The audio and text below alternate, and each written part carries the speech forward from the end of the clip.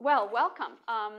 I'll just a few more seconds while people come in from lunch.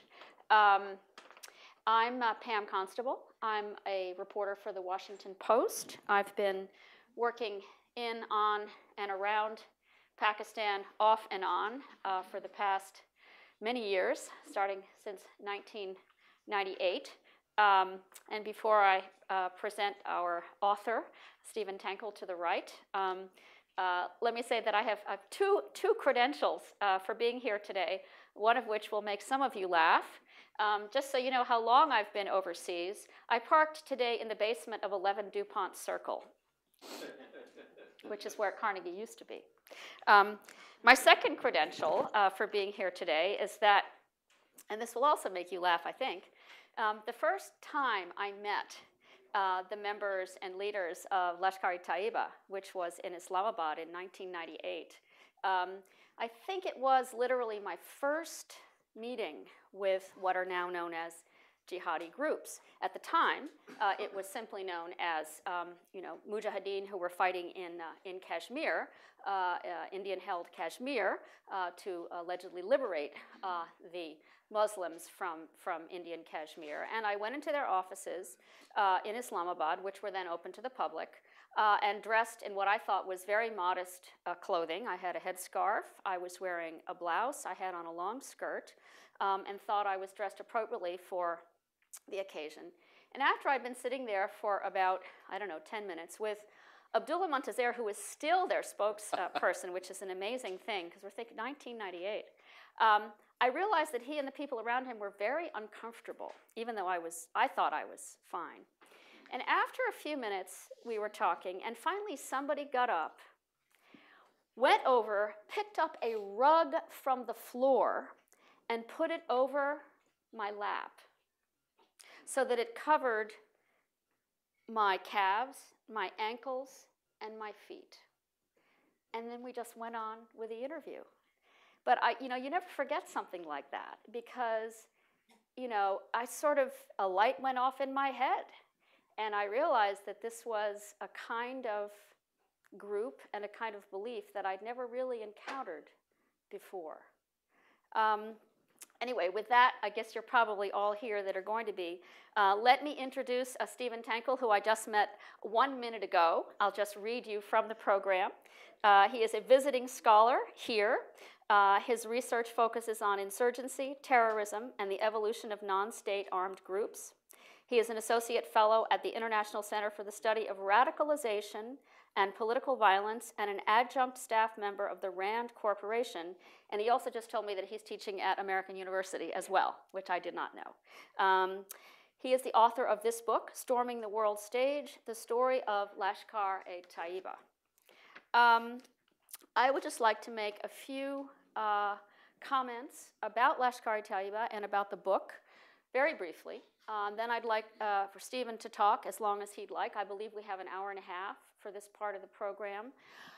Feel free to talk as long as you'd like. I would say maybe 30, 40 minutes. So we have plenty of time for conversation and questions. This is a very rich book. There have been a number of works published in Pakistan and elsewhere that have taken on the challenge of trying to understand, the alphabet soup of militant groups in Pakistan.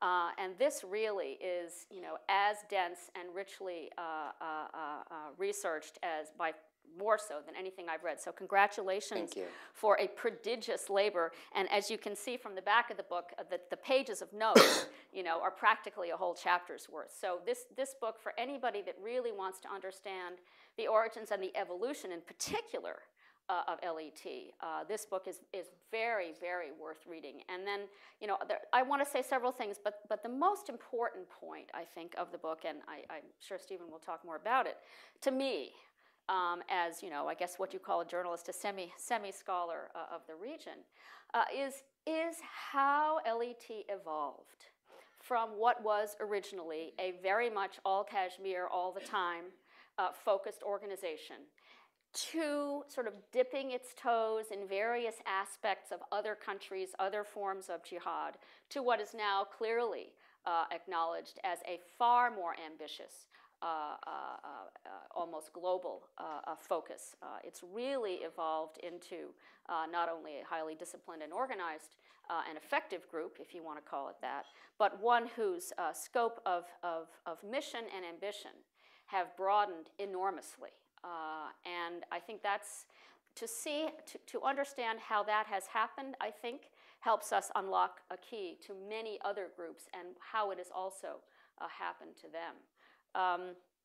Obviously with far more repercussions for our interests in the world than if they had simply remained focused on the putative liberation of Indian Kashmir.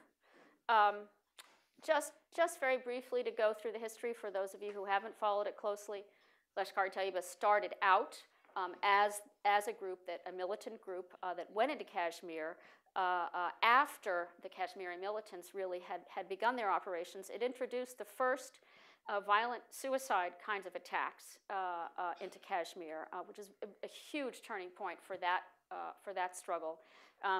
Highly disciplined, highly organized organization. I visited its headquarters or its campus in Muridke a number of times during those years.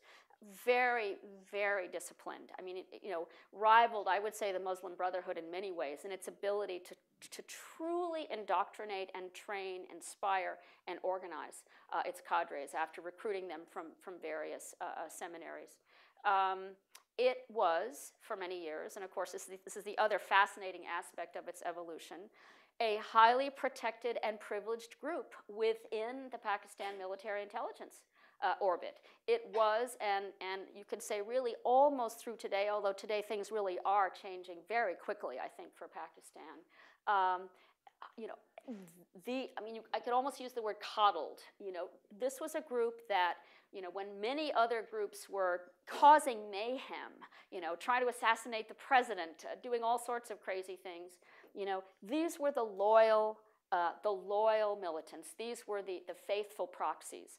This was the group, and it was rewarded, with money, with resources. It really was very close to the Pakistani state, by which I mean the military intelligence establishment, for a very long time. That has been changing, although perhaps not as much as we think or as we know. Because of course now it's grown into this monster. But it's very important to remember that. I mean, you look at the number of times Hafiz Saeed, the sort of the religious mentor of the group, was arrested and let go. I mean, they played this game for many, many years, sort of ratcheting up when the West was pressuring them and then ratcheting down when there was less pressure. But always the message to this group was, it's okay, guys. Alone, I think, among all of the militant groups, they were able to remain legal with front offices. They not only changed their name, they successfully changed their name and their modus operandi to become this incredibly successful social welfare organization. And they were able to maintain this legally and publicly even until today. Not only in the earthquake in Muzaffarabad, which I did not cover, but with the floods in Sindh and southern Punjab, which I did cover in 2010, they were everywhere. And as you know, just by changing that name from Lashkar-e-Taiba, which everybody knows about, to Jamaat-ud-Dawa, which in fact had been one of their original names, but they really sort of moved into a full-blown public relations campaign to be Jamaat-ud-Dawa, to be the welfare arm, the teaching arm, the persuading arm, the helping arm of this group. And when I went around to the flood zones and I talked to people about what had been happening, nobody knew that the Americans were there to help. Nobody knew that the Pakistani charities were there to help, except for the army. Everybody knew that Jamaat-ud-Dawa had been there to help. Which leads me to a very important point. If you look at all the opinion polls in Pakistan, as well as anecdotal information gathered by people like Stephen and myself, it's a very popular organization, especially in Punjab. It's Punjabi-based, always has been. If you look at the polls done by New America and others in the past several years, support for Taliban is low. Support for Al-Qaeda is very low. Support for Lashkar-e-Taiba / Jamaat-ud-Dawa is quite high nationally and extremely high in Punjab. It says a great deal. They have influence. This is not just a terrorist group. This is an influential, popular terrorist group within Pakistan. I think that's a very important point to pursue. And then sort of the last issue, which I'm sure Stephen will get into in a lot of detail when we talk about Mumbai and the more recent incarnation, is have they grown beyond the capacity of the state to control? Or are there activities now which are really much more global than ever before being conducted still with the unofficial support of at least aspects of the Pakistani state? It seems that they are.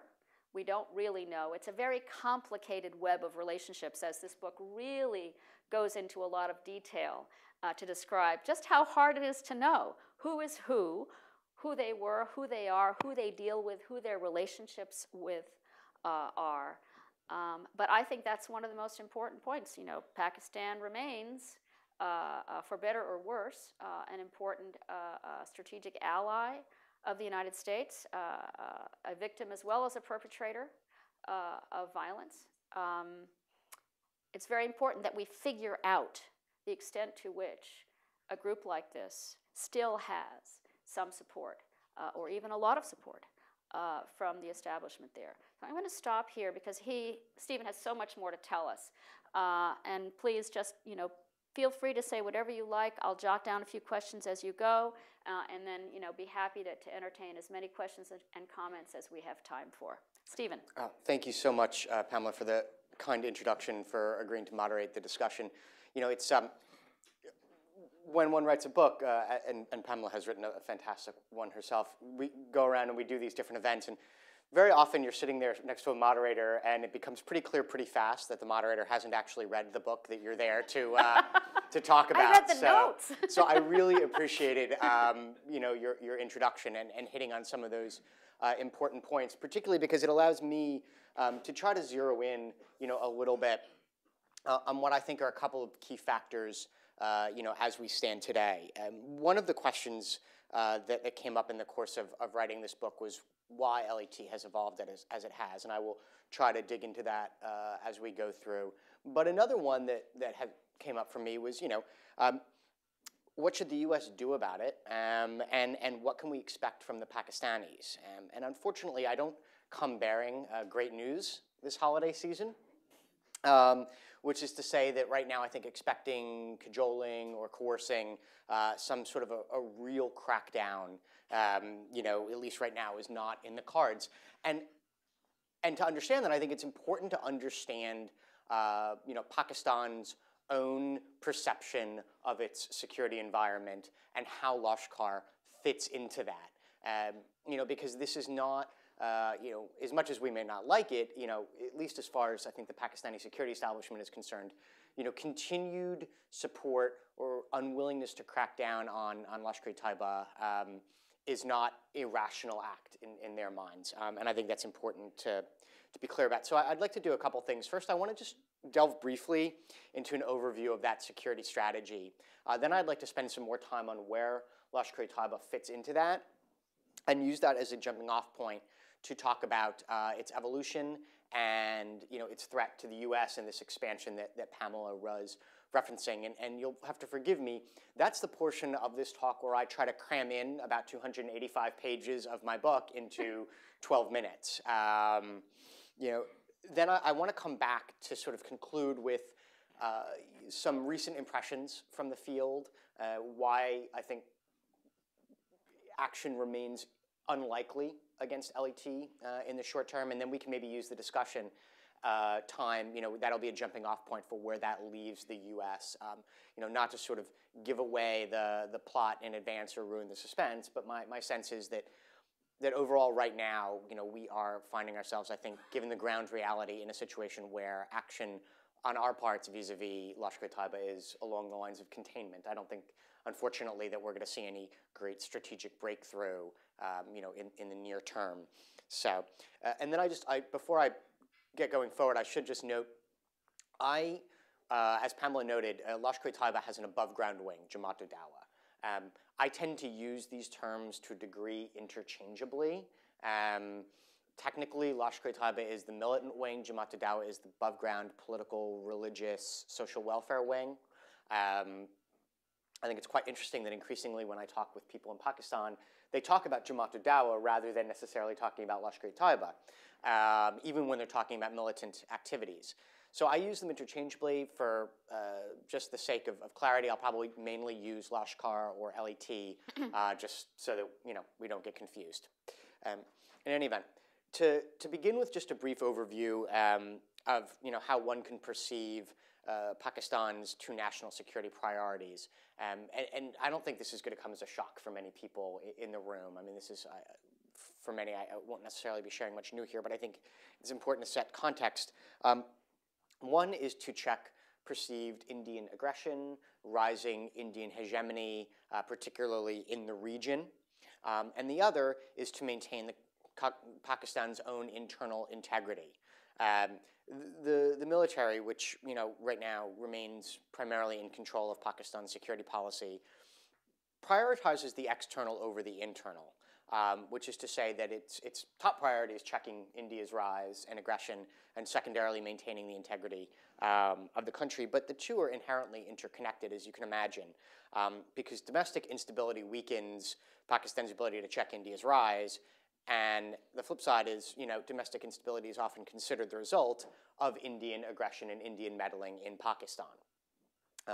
See that, it's quite common when talk to people about Tehrik-e-Taliban Pakistan attacks against Pakistan to hear that there is a hidden hand, there's a foreign hand, India is behind this.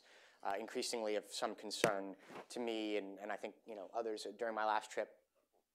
Some Pakistani interlocutors also saw the U.S. Behind some of this as well. I'll come back to that. Very briefly on the external front, Pakistan has fought 4 wars against India if you count the Kargil conflict.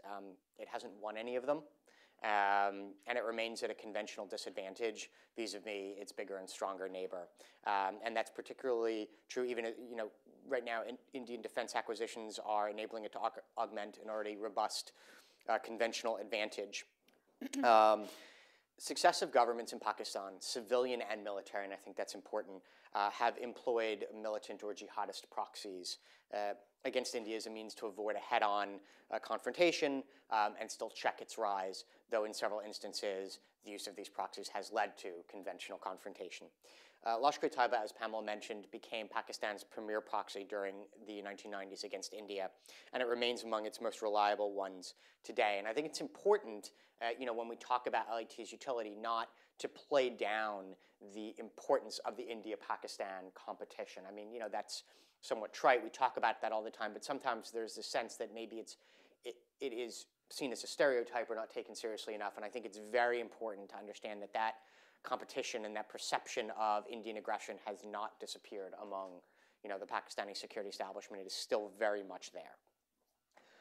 Internally today, as many will know, Pakistan is facing a jihadist insurgency of its own. Unfortunately, it lacks, I would suggest, a real counterterrorism strategy, and the counterterrorism doctrine that does exist was evolved by the military. The military, at least in my estimation, seems to understand that the country faces a real threat from terrorism, but its approach has been, uneven, to say the least. And the nature... Schizophrenic, possibly? Schizophrenic would be, I think, potentially a term actually that I used in the book. Not as diplomatic, but true. And I think it's also notable that to a degree that the Pakistani military is interested in protecting the country's internal integrity to the degree that it's necessary to protect Pakistan's borders. It's very interesting to make a comparison between the military and the police. The military are concerned about protecting Pakistan's territorial integrity. The police, by nature, and this goes for any country, are more concerned about protecting the population. And so you get different approaches to how these militant groups are approached based on the level of threat that they pose to internal stability. In the short term, and certainly at present, it's fair to say that the security establishment's approach has been to target some militant entities directly, to cut deals with others as part of a wider triage approach in which those entities that are viewed as strategic actors abroad and or which are not attacking the Pakistani state are protected and preserved. Here it's also worth noting that the issue of engaging in what I would term revolutionary jihad, term promoted by other scholars as well, against the Muslim regime is or has become a major dividing line between Pakistanis' different jihadist groups. And a common refrain among military and civilian officials that I've heard regarding Lashkar and others that remain, quote, on side is if we don't hit them, then they won't hit us. This is despite the fact that, given the interconnected nature of the militant milieu, that alphabet soup of jihadist groups, slippage naturally occurs. And so some of these pro-state militants do become involved in anti-state violence. Nevertheless, the aim remains to control, to the degree possible, those groups that have not turned against the state, and I would submit to continue to try to direct their energies, for the most part, outward into Afghanistan and, to a lesser extent, Kashmir. Crucially, Lashkar remains committed to jihad externally and provides some utility internally as well. And here let me come to sort of the second part of my talk, which is delving into Lashkar and its evolution. And I'm inevitably going to skip over parts that are near and dear to me from its development. Hopefully we can get into some of that during the Q&A. Overall, I would suggest that to understand why Lashkar retains utility, why it remains protected, why it has been able to grow powerful, we need to understand the two dualities that define the group. The first is that it's a missionary and a militant organization, which is to say that its leaders lend equal weight to dawah, calling people to Islam through nonviolent means, and to jihad. On the missionary front, it pursues a reformist agenda that aims to purify Pakistan via dawah, again, nonviolent Islamist activism, and the conversion of its population to Ali Hadith Islam in order to create a true Islamic state. Crucially, as I mentioned, Lashkar leaders abjure jihad against Muslim regimes, even those with which they disagree vehemently. And I want to just make 2 points from its arguments here, and this is directly from members within the group that I've spoken to in the past, its literature, and people that I spoke to again this summer. The first is that fighting the Pakistani government is a distraction from the real jihads in Kashmir, against India, in Afghanistan, and other places where non-Muslim aggressors are found. The second is that cooperating with non-Muslims for worldly profit, as the Pakistani government does, in terms of cooperating with the US for aid, makes them misguided but not apostates. Only if Muslims actively fight against other Muslims are they apostates. Hence, groups like Al-Qaeda and Tehrik-e-Taliban Pakistan, who murder Muslims instead of, or in addition to, fighting the true enemy, i.e. Christians, Jews, Hindus. These guys, AQTTP, are the real apostates, and the Pakistani military is correct to be fighting them. This brings us to the second duality, which concerns Lashkar's military activities.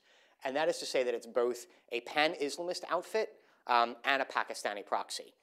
It places a strong emphasis on the recovery of lost Muslim lands and the defense of Islam around the world. Indeed, it got its start in Afghanistan, not in Kashmir. Kashmir wasn't the first place that its members fought. It began in Afghanistan with the merger, interestingly enough, of a missionary and a militant organization. After Afghanistan, some of its members are said to have fought in Tajikistan. We know that they were in Bosnia-Herzegovina. They certainly tried to get to Chechnya. So this was pursuing multiple fronts. Although Kashmir, is viewed as part of Pakistan and hence the most important front in need of liberation. Lashkar leaders also view Kashmir as a springboard for a larger jihad against India, which they believe is an unnatural entity, and with the right stimulus, it will fracture, and the minority Muslim population there will guide an Islamic revolution against the Hindu majority. Thus, Lashkar's pan-Islamist priorities historically, and particularly during the 1990s, overlapped with Pakistan's national interests in terms of weakening India. And in addition to that ideological overlap, it received robust state support for this jihad, which also helps explain not why it was fighting in Kashmir, or even why it gave it ideological priority, but perhaps why it ultimately focused on that to the exclusion of all other fronts. And to quote, not to get overly academic, but Nietzsche has the great quote that the good war hallows the cause, and the longer you fight on that front, the more important that front can become. Now, of course, Pakistan, as we all know, was supporting a host of jihadist outfits during the 1990s for nationalist rather than Islamist purposes, but so long as this support remained extant, official policy aligns with jihadist objectives. When Musharraf's government aligns with the US after 9/11, it fractures that alignment. And the Musharraf regime subsequently divides militant outfits into pro-state and anti-state, good jihadi, good Taliban, bad Taliban. There are all these different terms for it, based on their perceived controllability and their utility against India. This wasn't just about strategic utility abroad. This was also about controllability internally. Now, as I detail, in its, I think, significant depth in the book, and I won't go into all of it here, Lashkar fares the best among all these different actors, and I think it's useful to tick off some of the reasons why. First, it genuinely is primarily committed to jihad against India, so there's still overlap with Pakistan's national interests. Second, it doesn't have the same history of involvement in Afghanistan during the 90s or relations with the Taliban that other groups had. The reason for that is that it's an Ali Hadith outfit. Okay, they're Salafist in orientation. Most Pakistani militant groups are Deobandi, same school of thought as the Taliban. LET had not been close with the Taliban during the 1990s like all of these other groups have, so it's perceived as less of a threat. It's unlikely to respond negatively, right, to the Pakistani government's decision to forsake the Taliban, at least in the short term. Third, because of that Deobandi-Ali Hadith divide, Lashkar doesn't have a lot of natural allies in the country. The Ali Hadith are a much smaller minority. It's the only major militant outfit. Again, most of them are Deobandi. And Lashkar historically is estranged from the wider Ali Hadith movement because of its interpretation of jihad. So this is a group with no natural allies. But that robust Pakistani support enabled it during the 1990s to build up a very robust infrastructure, right? And that provides the state with leverage. If you don't obey our commands, if you don't remain obedient, we are going to take your schools, your mosques, your madaris. We're going to seize, the businesses that you have invested in, etc.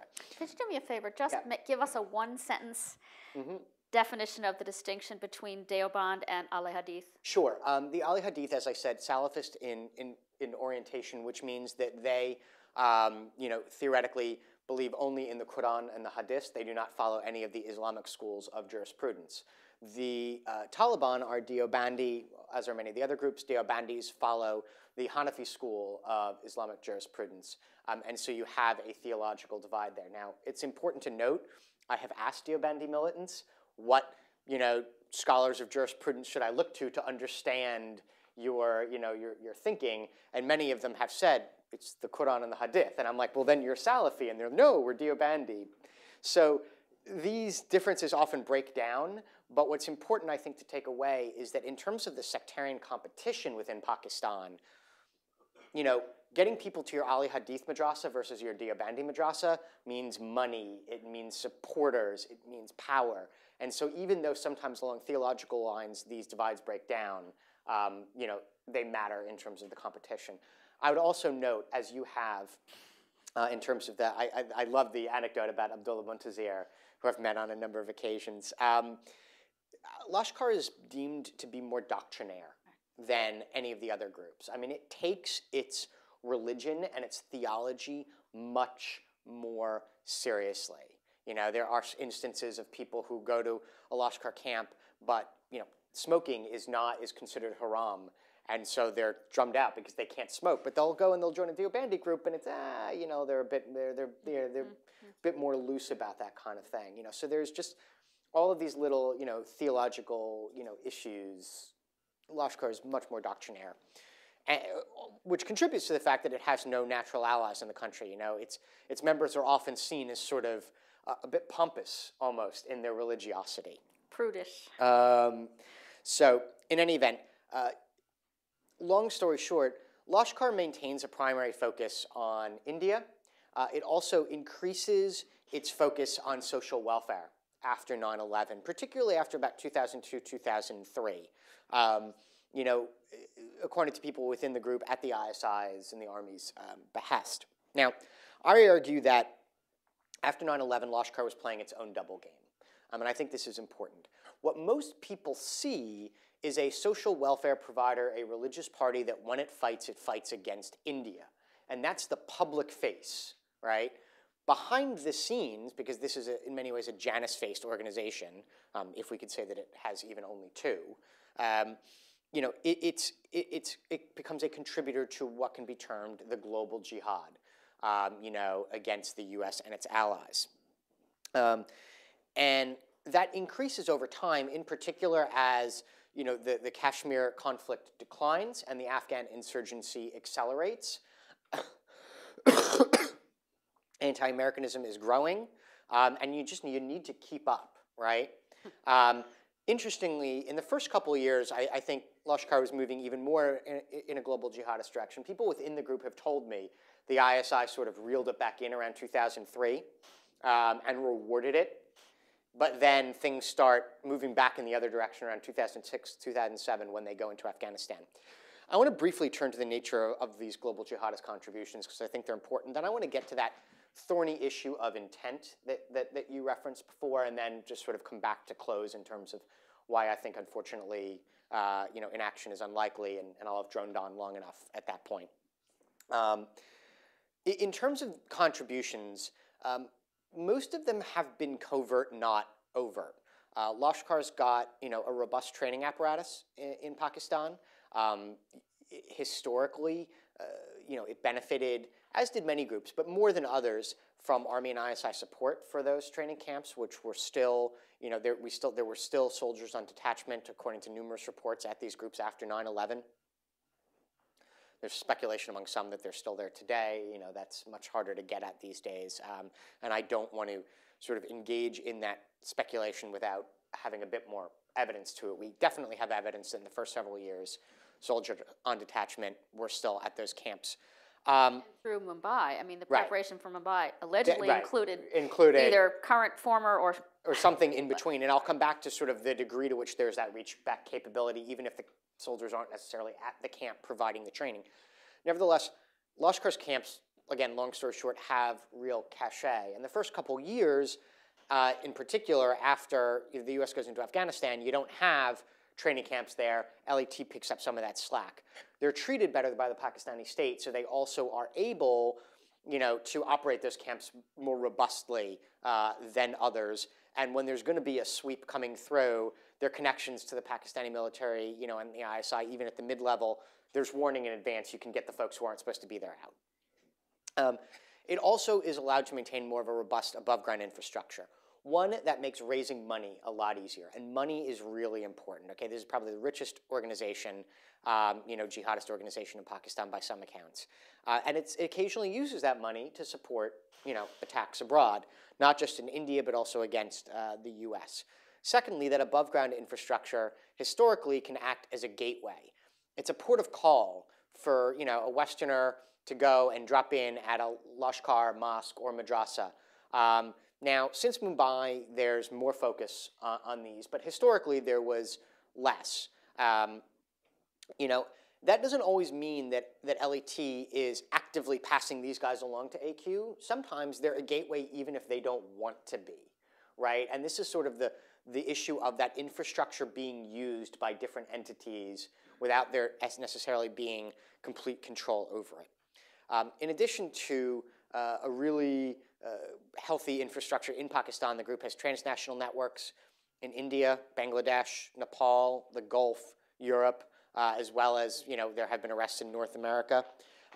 These have primarily been used to support attacks against India and to raise money for their social welfare operations in Pakistan, but there's evidence that they've been used for transnational terror. Suggestions that representatives in France gave some assistance, probably monetary, to the shoe bomber. Again, possible monetary assistance to some of the folks responsible for trying to bring down transatlantic airlines with liquid explosives. A French operative was deployed to Australia to help an Australian operative of Lashkar's move a terrorist plot forward there in 2003. One of their members based in Oman in 2007 or 8, who was responsible for moving weapons and money into and out of India to support attacks, had some Western targets in his sights there too. So again, it's the degree to which these networks are fungible that is of real concern. Their members have been found during this decade in Iraq, and I'm told by some in the U.S. government, Somalia as well. This is primarily about waving the pan-Islamist flag, creating connections with other militant groups, and bringing back tactics training and procedures at home. This is not a substantial commitment to these fronts. And then, of course, since the Kashmir conflict has declined around 2005, 2006, growing numbers of Lashkar fighters found in Afghanistan. And then finally, the Mumbai attacks, where Westerners are deliberately targeted, shows us Lashkar's tactical acumen, in particular, I would note in terms of reconnaissance, patient attack planning, reach-back capability to the Pakistani military, not at the upper levels, but at the sort of mid-level where this can be unsanctioned or rogue support that is leveraging personal connections. That's important. So, and there's evidence that the Mumbai attacks were the result of internal tensions within the organization, which is to say that it was losing some cachet to groups that were seen as more active in Afghanistan, fighting against the Pakistani state, and wanted to do something big to bring folks back into the fold. So this brings us to the question of intent. It's fair to say that it has capabilities to be a global player and publicly states a desire to wage jihad against the West, but its senior leaders remain influenced by a sense of Pakistani nationalism, regional factors, desire to protect their domestic infrastructure still. All of that's limited its military adventurism at times. And so despite its rhetoric, Lashkar has shown little inclination to sort of lead the global jihad, right? In part, that's because of its close relationship with the state as well, and that also would make it difficult to imagine the group replacing al-Qaeda. So although it might not help me sell books to say that Lashkar isn't the next AQ, or terrorist enemy number one for America, the truth is right now it's not. But that said, there's clearly tensions within the organization, and a sense that among some members, the leadership is waging the ISI's jihad rather than Allah's jihad. At the same time, again, that overall interconnectedness of the milieu, Lashkar's entrance into Afghanistan means that there's opportunities to form closer working relationships with other groups. It means that many of those fighting in Afghanistan have more experience fighting against Americans than against Indians. All of this leads to the potential for factionalism in LET, freelancing by some of its militants, also puts pressure on the leadership to push the envelope, a la Mumbai.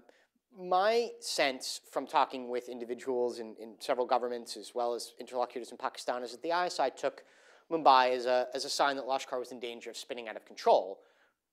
The answer was not to dismantle it, but rather to re-exert control over the organization, in particular to help the leadership re-exert control over some of those factions. So I think we need to be cognizant when drawing conclusions about the nature of the threat. We need to consider the top-down pressure from the ISI and the bottom-up pressure from the rank and file, as well as the possibility that members can use its capabilities for unsanctioned attacks. Here it's also worth noting, ideologically, LET isn't opposed to attacks against the US or its allies, right? This is about strategic restraint and prioritization. That said, pushing the envelope against America is a way to make up for conservatism vis-a-vis fighting against Pakistan, though I must stress India remains the primary enemy for LET and its primary focus at present. So, what can we expect, from Pakistan? And I just want to sort of conclude with, unfortunately, I think a little bit of a gloomy assessment. To return to that external-internal utility dynamic, now that we have a better sense of LET itself, dismantling it without extracting some concessions from India, over Kashmir, removes a valuable, source of leverage for Pakistan. Complicating the situation is the fact that it remains among the best instruments to sabotage a deal if hardliners in Pakistan believe that too much is being given away to India. Here I have to stress, hardliners exist on the Indian side too, so I want to be equitable, on that front.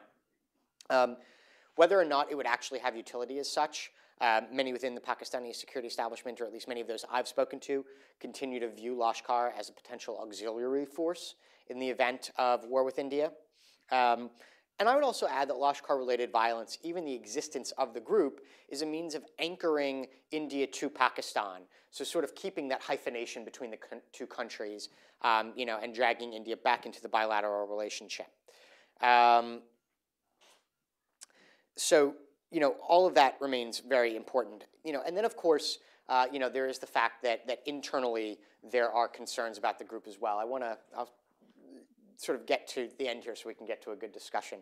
But I want to just make a couple points. First, the costs of dismantling the group as perceived by the Pakistani military appear prohibitive at present. One, dismantling it could splinter it, and then you lose some of those, that external utility. But quite frankly, and there's an argument to be made for this, is that the Pakistani security establishment doesn't want to take steps against Lashkar, risk any action that could lead the group to become more involved in the insurgency against the state than some of its members already are. In particular, because that could lead to increased terrorist attacks, in Punjab province, which is the Pakistani heartland. So even though you have some factionalism, freelancing Lashkar members have been involved on an ad hoc basis in attacks against the Pakistani state, my sense is that there is, and again, I say this without judgment, a preparedness to accept, perhaps because there's little choice, that quote slippage as the cost of doing business and avoiding a larger conflagration. There's also evidence to suggest that Lashkar is playing actually a somewhat positive role in checking the advance of some anti-state militants. Former senior Lashkar official told me this summer the group is actively opposing al-Qaeda in its war against Pakistan. This is partly a response to ideological attacks by AQ, which paint Lashkar as an ISI lackey, but it's also potentially part of a strategy to undermine the ideological basis for the insurgency. And I come back to those points I made before about it being wrong to attack, the Pakistani state. Some Lashkar members are also suspected of working with the ISI more actively, providing intelligence or directly attacking militants who are at war with the Pakistani state. Local interlocutors speak a lot, and I'm sure you've seen this, I saw this summer, of a great expansion of JUD, in Pakistan. And I would in particular point to its growth in some of those areas in Punjab in particular that abut Fatah and Khyber Pakhtunkhwa that are potential choke points for militants coming into the into the Punjabi heartland. This idea that we want our guys there, right? And then finally, as Pamela, as you discussed, as I alluded to, it's JUD, the above ground organization, has developed into a formidable political religious force. And so you have to consider the various social consequences of moving against the group as well. Closing down its operations could create a vacuum in terms of social services for the pockets of the Pakistani population who rely on schools, hospitals, dispensaries, relief aid. It also forces some of those men who work for those above ground entities, some of which have military some of whom have military training, out onto the street. Second, were sincere attempts made to take over the above ground JUD, that could lead the group to engineer destabilizing social protests. And third, quite frankly, I think it's fair to say that many provincial officials in Punjab, where it has its base, fear the group's political clout, with some politicians depending on it for vote banks. And then fourth, and I'll close on this note, for all of these reasons, that uneven schizophrenic policy has created gray areas in that even those authorities who are prepared to move against militants aren't quite sure who's off limits and who's not off limits. And so sometimes it's safer not to act than to risk acting against the wrong guys. I had a senior CT official with the Punjab police say to me this summer, listen, some of these groups we monitor, some of them we don't. Quite frankly, Lashkar JUD, they're outside of our orbit. So let me stop there, and we could, on that gloomy assessment, take some questions and do some discussion. Stephen, I don't have a watch, so I don't know how much time we have left, but hopefully a good chunk of time. Before we open it up to questions, I would just like to ask you one question. Yeah. It's a complicated picture. Mm-hmm. Here they're acting as a gateway, even though they don't agree Right. with, some of the al-Qaeda philosophy. And although you suggest that it's not as much of a threat internationally, or certainly to the West, as some other groups are,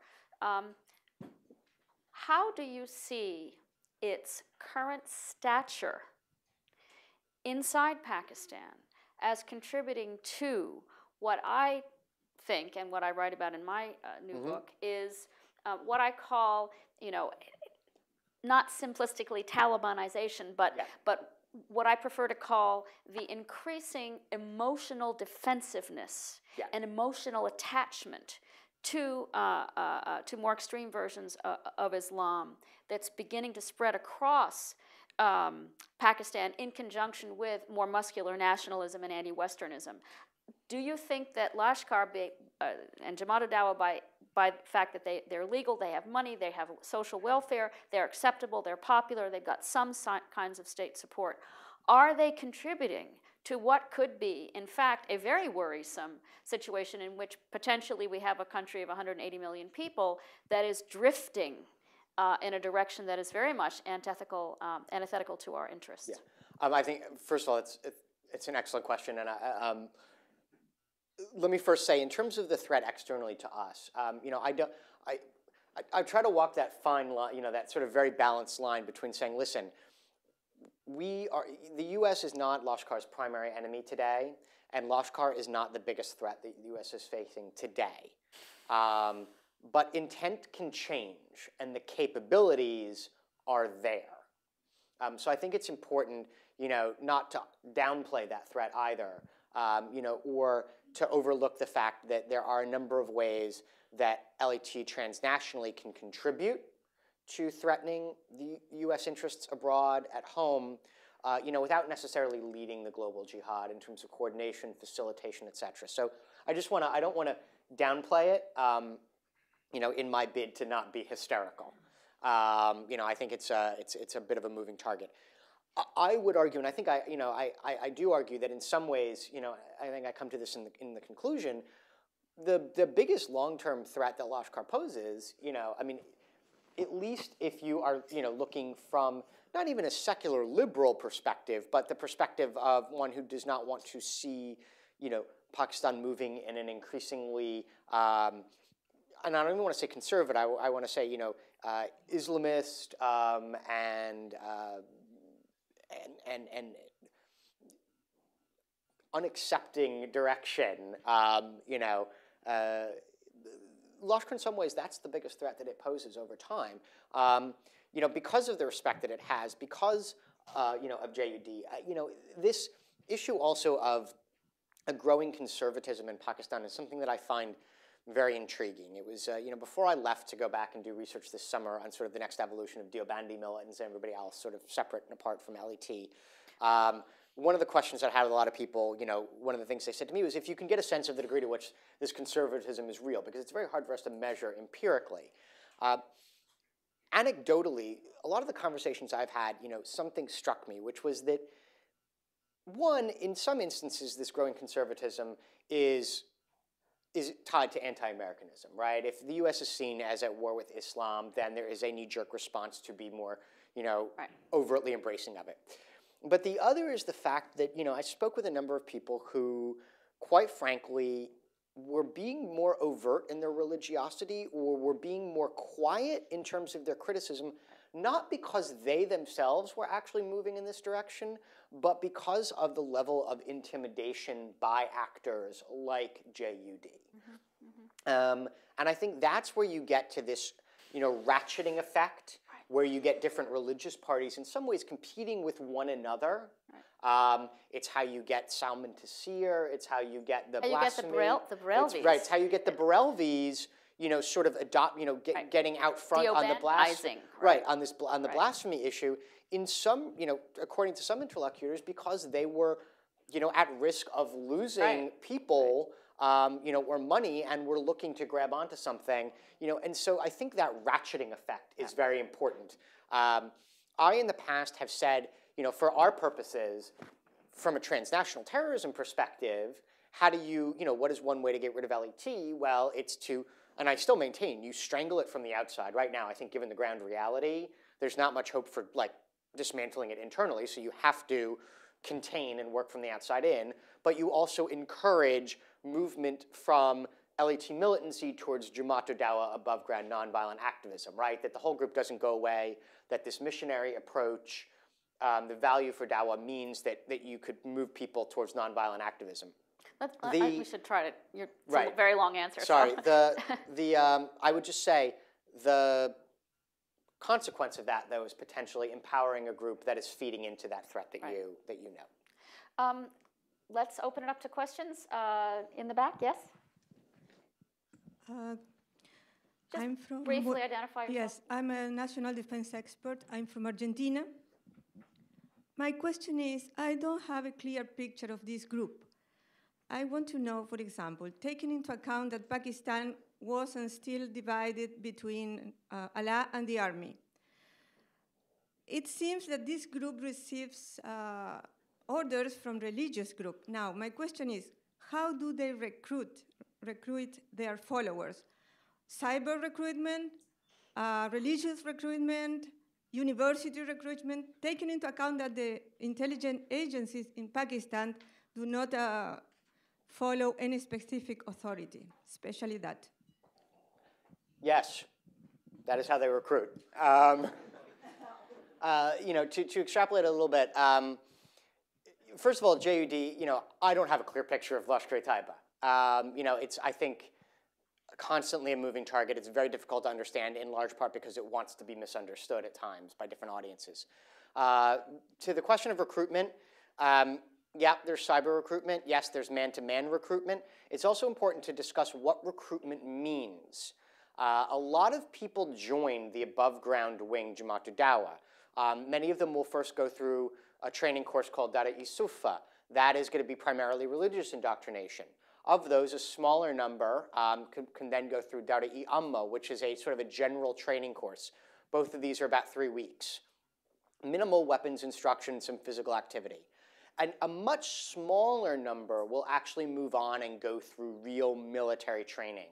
And even of those who've gone through sort of the 3-month military training, an even smaller number of those will be deployed to fight somewhere. So a lot of people are getting trained who aren't necessarily joining the group. Some people are joining the group but aren't getting military training. They're working in above ground. All of this makes it, A, powerful, but B, very difficult for us to get a sense of what its real numbers are. Because what constitutes a Lashkar member?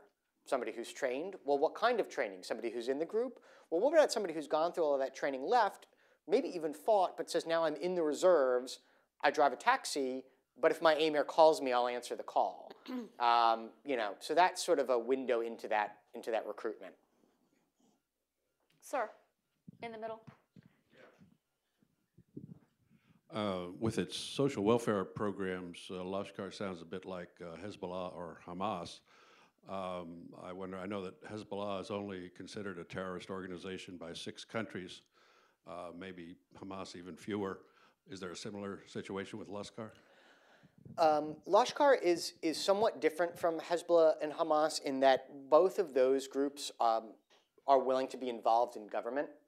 You know, Hamas runs the government in Gaza. Hezbollah is a member of, you know, Lebanese parliament. Lashkar abjures participation in democracy. It's a religious party, not a political party. Its members never run for office. That doesn't mean it's not a political player, you know, but that's an important distinction in terms of, you know, how we talk about it. But its potential for legitimacy, you know, because it's unlikely to ever be part of a governing coalition of any kind. You know, it's interesting. I'm assuming we've labeled it a terrorist. Yes, we have. Yes. How many other countries do? No, I don't have the exact number of countries do.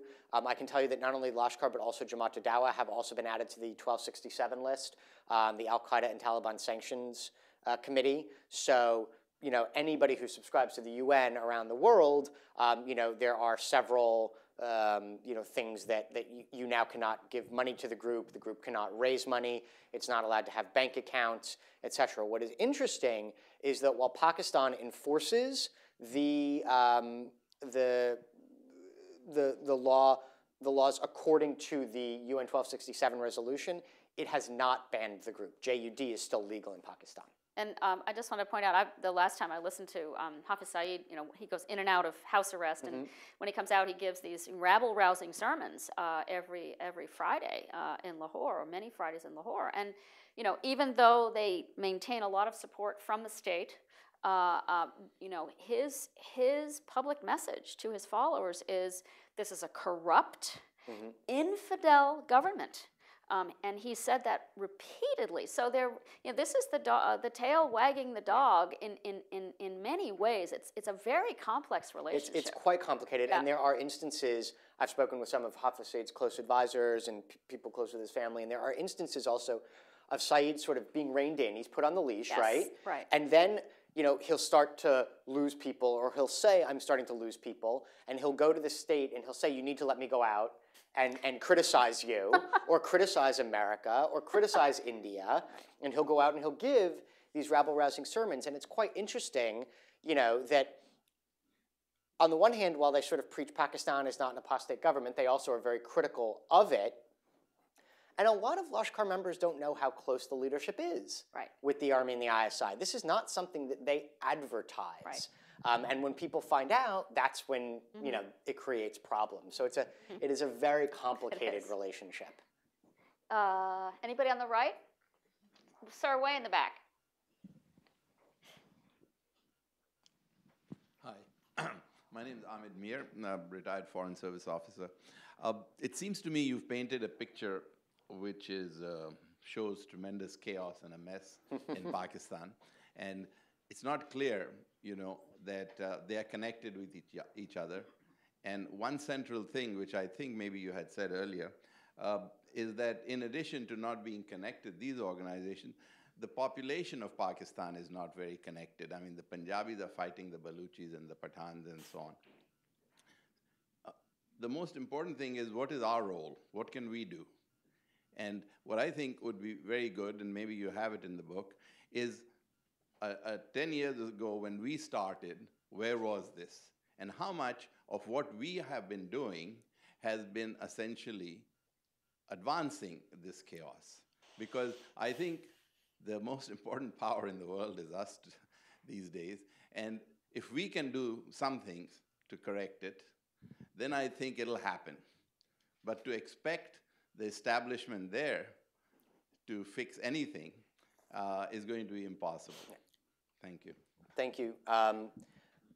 First, I would say in terms of the connectivity that there's an interconnectedness among the various militant organizations, but yet there's also competition.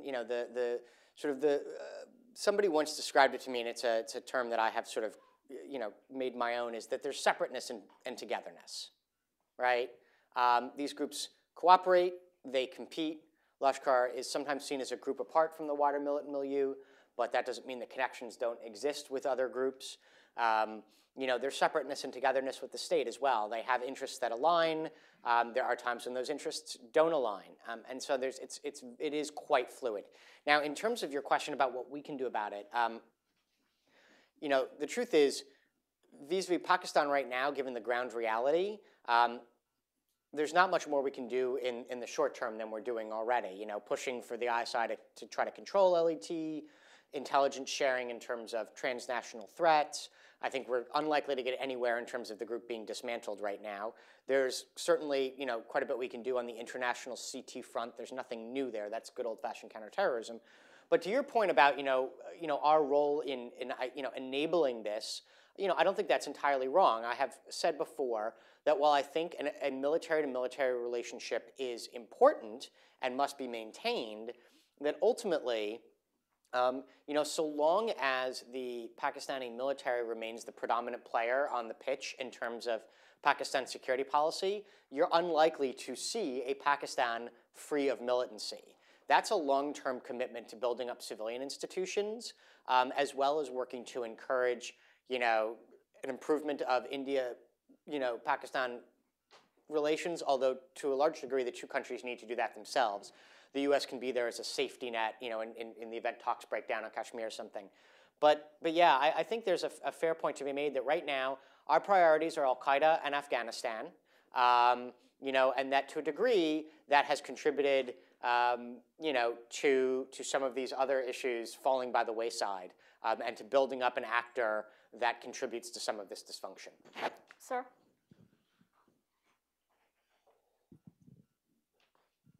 My name is V.K. Saswal with Kashmir Forum. I write on Kashmir. I have a small comment and then a question. The comment deals with the Lashkar coming into Kashmir, which was about 2002, 2003, in a big way.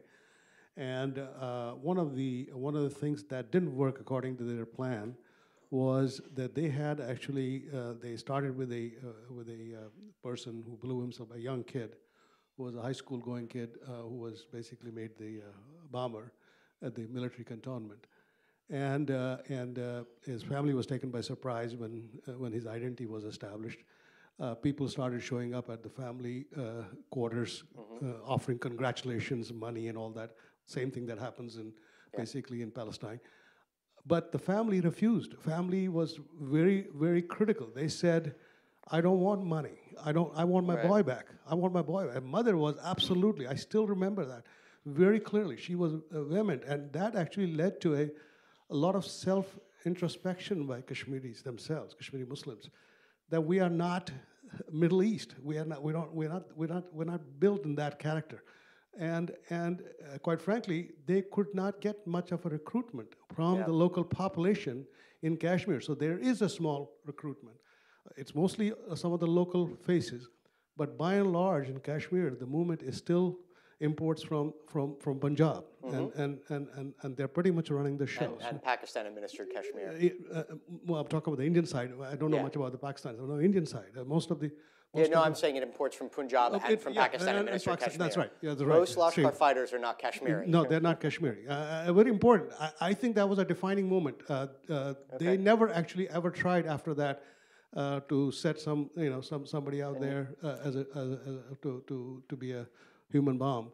The question that I have was that one of the ways that we knew from early 90s that you were promoted in the higher ranks of lieutenant general and above in Pakistani military is you had to be a corporate sponsor of one of these jihadi groups. And your performance as how your group did was part of the parametrics of performance measurement that basically gave you a promotion down the road. And in that process, Musharraf was given, General Musharraf, starting from Brigadier Musharraf, was given Jaish-e-Mohammed as the group that he was basically working with. And the question was, for a long time, he was pushing for this umbrella organization under Jaish to be the lead organization that will be in Kashmir for some time. And we did in early 1990, 2000, thereabouts, it was very questionable whether Lashkar will be ahead or Jaish will be ahead. So they were kind of at one time being both spoken in the same breath, but then slowly Jaish kind of fell behind. So my question to you, Stephen, is what led to Jaish's demise or Dash's versus Lashkar? Got it. Thank you. Thank you for your question and your comment as well. Lashkar's been in, first of all, Lashkar's been in Kashmir since 1990, organizationally really since 1993. It's arguable that it was a real growing force and presence by 98, 99 when it started launching those Fedayeen attacks that Pamela mentioned earlier. It's important to note these weren't suicide bombings. The group technically abjures suicide bombings. These were sort of missions impossible. High risk. Right. You fight to the death, but when you die, you're killed by the enemy rather than blowing yourself up. That doesn't mean that no Lashkar operative has ever blown himself up, but it does mean that the group does not, sort of endorse that tactic or train people on it. And it's certainly the case that, it never had huge support in Kashmir either. I would argue that one of the things that Lashkar did perhaps better than the other Pakistani groups in Kashmir was that it was seen as less abusive of the population. I mean, we're relatively speaking, right? Now, my understanding of Jaish-e-Mohammed is that it was a creation of the ISI. I don't know, Musharraf or anybody else. I mean, this is information that I'm not familiar with. What I am familiar with is that it was a creation of the ISI, and to a degree it was created, I think it's fair to say, to check Lashkar's growth. One of the things that if you're controlling a lot of different groups, you don't want any one to grow potentially too powerful. So you promote Jaish as a possible, counterweight. You don't have all your eggs in one basket either. As for why Jaish foundered and Lashkar didn't, a lot of it I think comes down to Jaish's youth and immaturity at the time of 9/11. This is a group that, had, to get into the alphabet soup, had been formed, from a rump of another group, Harakat al-Mujahideen, right? There was competition back and forth between those two. It also drew a lot of members from Sahaba Pakistan, which is a sectarian group in Pakistan. So from its outset, it was active in Afghanistan alongside the Taliban. It was active. Some of its members were drawn to sectarian attacks in Pakistan, and it was active in Kashmir. And some of its guys were also close to al-Qaeda, in large part because it split off from Harakat al-Mujahideen, which was close to AQ. All of which is to say, after 9/11, you have this young group that is not mature and that is ideologically pulled in a lot of different directions, right? So whereas Lashkar is able to stay the course, JEM fissures to a much greater extent than a lot of these other groups. As a friend of mine in Pakistan said, they were a bunch of emotional jihadis. So that I think in large part contributes to Lashkar's ability to continue to grow, and Jaish is moving in that other direction. How much time do we have left? Okay. Sir.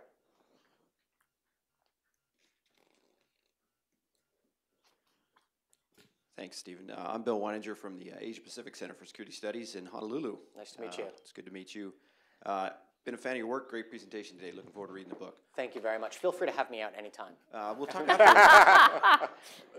That's one of the rough parts about Honolulu. It's hard to get people to come out. But my question for you, though, regarding something like a second Mumbai attack. Yeah. In your professional work with some of the leadership of these groups or your assessment of their attitudes, do they desire such an attack again, given the risk it poses for growing to a much, much larger conflict? Do they want that, or do they want to avoid that?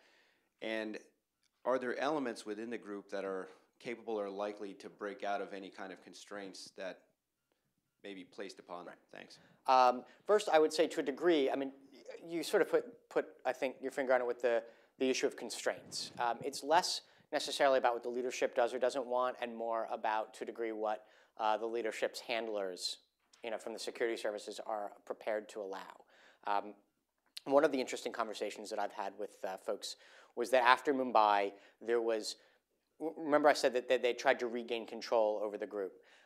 This does not necessarily mean ISI handlers trying to regain control over Lashkar leaders. This was, from at least from some of my sources, more about switching out some of those ISI handlers for people who were going to be a bit more conservative in terms of what they would allow or wouldn't allow, and then helping the Lashkar leadership to get control over some of its factions. So I think that is going to be a large determinant in terms of what they are able to move forward with in terms of a large-scale attack. This is something that really came together quite quickly towards the end. And there's real questions about the degree to which the ISI handlers who do appear to have knowledge and to have abetted this attack were in touch with their higher-ups, right? And so that really matters a lot. As to whether people can break out of those constraints, yes, they absolutely can, and I think that's a continuing concern. Can they break out of those constraints to the degree to which, to launch an attack at the level of Mumbai? That would be more difficult. I mean, Mumbai was in many ways a perfect storm, not least because they had David Headley, who made an ideal operative for gathering all of this reconnaissance of Pakistani American. But certainly, yeah, I think there remains real concern about the possibility for another type of Mumbai. My sense is that is something that the security services are trying to keep their finger on. But the longer groups like this are around, the more risk you run. To a degree, I think that helps explain Lashkar's potential growing presence in Afghanistan, quite frankly, is you're looking for a pressure valve. What about the United States problem? That, again, would carry, significant costs for the group right now. But that does, again, that can change. Calculus for handlers, calculus for group can change. One more question. Sir in the back. I'm Mr. Lloyd from Baltimore. Thank you, sir, for a very scholarly presentation. Thank you. At the height of the power of Prime Minister Benazir Bhutto, many universities in Southeast Asia awarded her with special awards. Yeah, and in one of those, I was there, and we asked her about the connections of MILF, the Moro Islamic Liberation Front, operating in Southeast Asia, particularly in the Philippines, Malaysia, and Indonesia, and the MNLF. We asked her about that, about these many Muslim groups in the southern Philippines going to Pakistan to do something like research or what, or going to madrasa schools or whatever. So we asked her if there is a connection between the Lashkar and the MILF and other separatist movements in Southeast Asia. So in the entirety of your research with the Lashkar and in Pakistan, do you see any connections between the Southeast Asian rebel groups and the Lashkar? Thank you. Definitive evidence, obviously very difficult to come by. Statements that, yes, there are connections and circumstantial evidence, yeah, there's... So, Lashkar has been, as I said, it's been building its transnational networks for quite some time. There were people from Jemaah Islamiyah in Indonesia who were arrested at its madrasa in, I think, 2003. There are connections between them. Some of its operatives have been known to travel to Thailand and possibly further east to create some of those types of connections as well. You know, in addition, Lashkar on its own propaganda has claimed at least to have trained people from the Philippines. And I would point out that in addition to Moro Islamic Liberation Front, there's also Abu Sayyaf, which was named for Abu Sayyaf, you know, one of the, you know, the Mujahideen leaders with whom Lashkar leaders had been close during the 1980s because they both shared a Salafist orientation. So there's a lot of different data points where you can connect them. The degree to, you know, is sort of quantifying what that, you know, the level of what that relationship is, or even qualifying the nature of it is very difficult. As I said, you can connect those data points, but it's hard to say precisely, you know, what was coming out of it. I'm sorry that we're out of time. This has been very, very interesting. Thank you, Stephen Tankel. Thank you very much. I believe the book is outside. Yes. Might even be for sale outside. Thank you. Stick around if others want to chat. I don't know if there's anything after this, but thank you all for coming.